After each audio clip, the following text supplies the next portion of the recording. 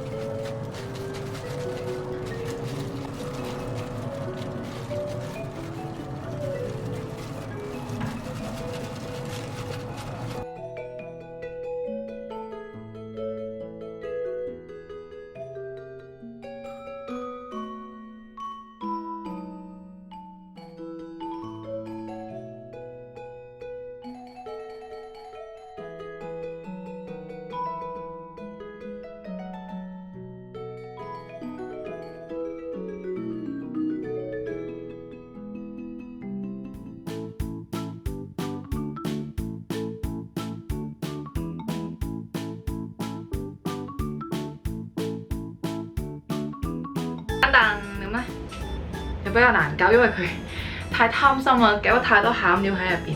咁啊試食啦。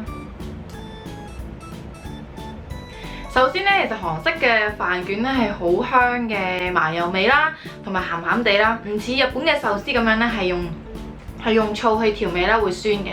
咁我覺得都幾啱我嘅口味啦，同埋入邊咧可以好貪心咁樣落好多嘅蔬菜啦、蛋啦，或者唔同嘅材料啦，令到成個飯卷好豐富嘅。同埋製作過程咧好簡單嘅，我相信咧好多第一次煮嘢食嘅人咧都可以應付到嘅。今日嘅片咧就嚟到呢一度啦，咁如果大家中意咧就記得 like 啦，同埋訂閱埋我嘅 channel 啦。如果你有任何嘢想我整咧，都可以留言話俾我聽嘅。對我日常生活有興趣咧，就可以追蹤埋我 Facebook 同埋 Instagram 啦。咁我哋就下條片再見啦，拜拜。